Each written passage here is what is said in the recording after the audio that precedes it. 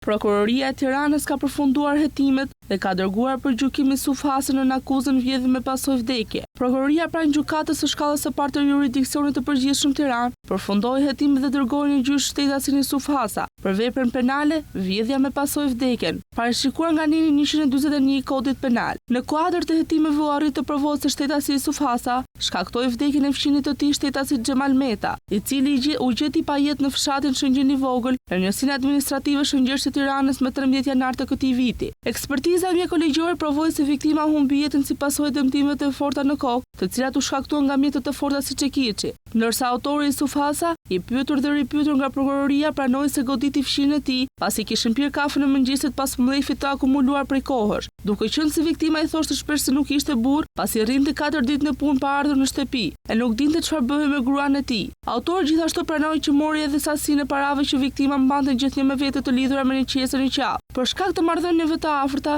që ekzistonin midis tij dhe viktimës, shtetasi Yusuf Hasa ishte në dijeni të faktit që viktima mbante gjithmonë një qesë me vete të lidhur në qafë, ku i gjendeshin paratë e tij dhe pasi krijoi aktin e vrasjes u largua drejt shtëpisë së vajzës së tij në Vorë, ku la armën e krimit dhe sasinë monetare.